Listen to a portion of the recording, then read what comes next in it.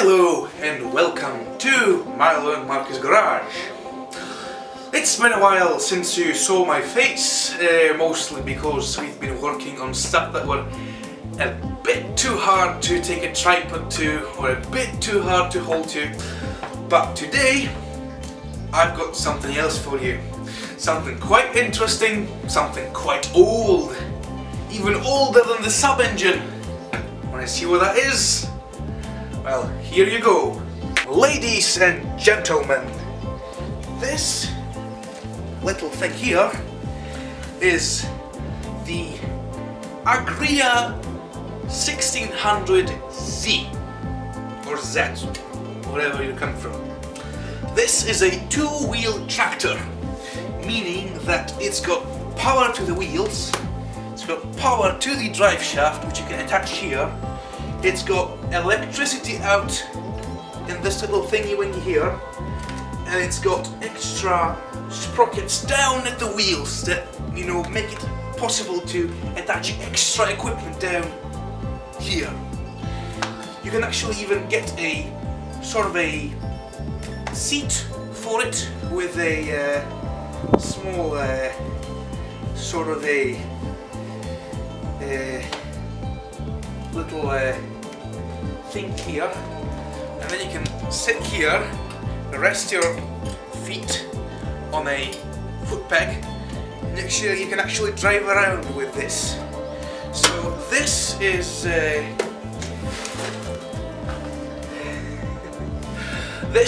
a machine that was given to me to be repaired and serviced by one of my customers, because as of now we are open for business with repairs and service of all kinds of small engine machines and bicycles, which is quite fun.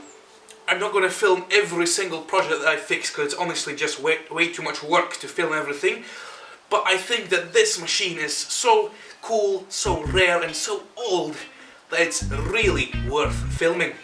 So this machine here is was built between the 1951 and 1952, meaning that this little thing here is almost 70 years old. Imagine it, 70 years old. Our sub engine was built in 1974, meaning that this little machine here is bloody 20 years, more than 20 years actually, 23, 24 years older than the sub-engine. So the last time this machine was running was 20 years ago. What I already did to this machine was basically I took off the gas tank. I started slowly cleaning it, we'll get on that later. I took off a cover that was sitting on top of the cylinder. I took out the spark plug to test if it was working, and it was indeed working. And right now I'm going to start replacing the broken and cracked spark plug, cable and shoe. So let's get straight into it. Okie dokie. We will start the disassembly process of this cable by removing a screw that's holding it in place. It's a 14mm screw. So here we go, 14mm. Whoa, that's rusted. We'll see if I'm able to take it out. There we go. Wasn't a problem to take it off, quite easy. Nice. There we go. That's the screw. Now, there's a clamp down here that we will have to loosen. And there we go. Clamp loosened. And thus gonna try to take it out. It's gonna be tricky because everything here is rusted to hell.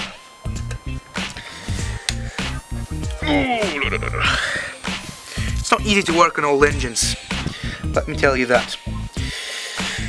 Come on, move! You're just a piece of steel. Come on, come on, come on, come on, come on. There we go.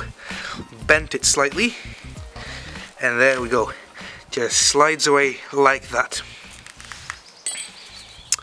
And now we've got full access to the cable. Let me just switch it around so you can see a bit better. As you can see, this piece of rubber that helps clamp it down just slides out, and underneath that piece of rubber we've got very healthy cable. So the rotting only starts at the place where this rubber ends, right here, right here. So what we'll do is we'll strip away this part, and I've got something very cool for it. Let me show you. So this thing right here, let me just put it away so you can see clearly. This thing here is a spark plug cable pulled off of an old Mercedes car. It's actually pretty hard to find spark plug cables around here, so I had to source out some of the older parts. But this is very good quality. It's Bosch cable, so it will most certainly hold up to the expectations of the client. So let's start the clipping process of this old cable, and then just, you know, replacing it with this new lovely Bosch cable. And with clippers, it's time to start clipping.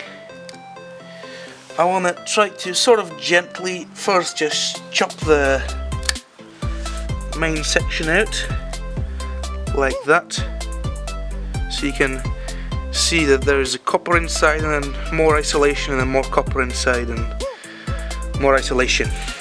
And then I'll measure the rough length that I need from here down to here, and that's actually pretty good, I would say.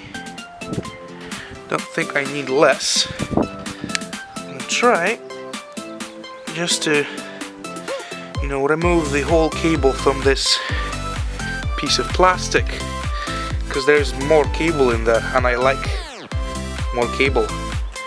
So I'm gonna try to take some WD-40, or actually X4, which is just a cheap version of WD-40 from a local hardware store. Just spray it in there like so. Okie dokie.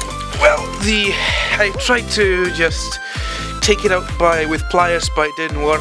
And you know, if something doesn't work, just hit it with a hammer, right? So that's exactly what I did. I just hit the plastic thing with a hammer and then just shattered it into a million pieces, leaving us with around 5 centimeters more of this very good quality cable. So now I'll just measure it out to proper measurements. Honestly, now that I look at it, I could just leave it as it is, and the length will be pretty good, I think. Yeah, I like that. You know what? I think we'll just leave it as it is. It's time to connect this thing with this thing. Let's get on it. So, right now we've got both the new nice cable and the old crusty cable connected, but it's live wire, so it has to be isolated. So what I'm gonna use some of good quality electrical tape, and in addition use this rubber isolation plug, which is meant to keep it on this mount, which will also help to isolate the high voltage. So let's do that. First wrap it around, then slide over. Alright. There you go. It's tipped over. Now this doesn't look too good, so a little secret that I'm going to tell you. What I do to make just plain isolation tape look a bit better, take a lighter or a propane torch and I just slightly warm it up and roll it so it just looks a bit neater. And also this makes it hold longer and better because it sort of gets a bit harder when it's warmed up. Sort of it vulcanizes itself. Right, so it makes it last longer and look better. So with this up here, this will last for generations. Seriously, works really well. Now it's time to put this black piece of rubber on top of it. I've already made a small hole in it throughout the whole thing, so it'll be just slide and either glue or tape over. We will see about that. Now that's been fixed, let's test if it has spark.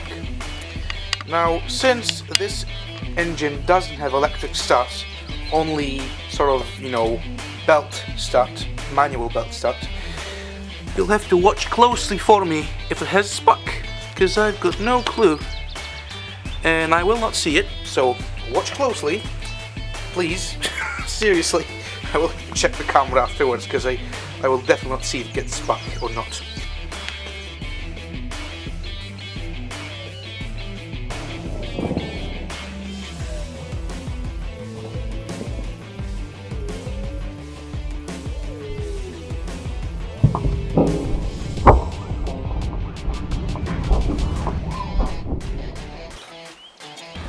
Let's try that once more.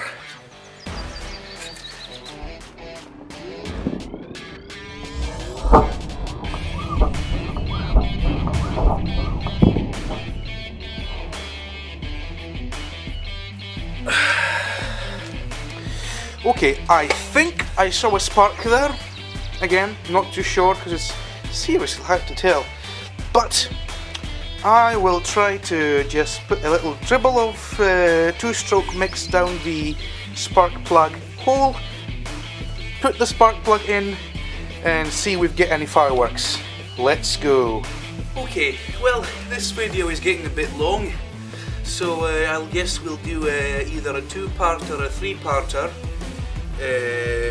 Anyways, thank you for watching. Remember to leave a comment, a like, subscribe.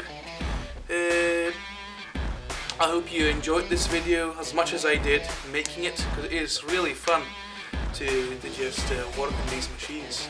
It's really cool. Anyways, keep on riding.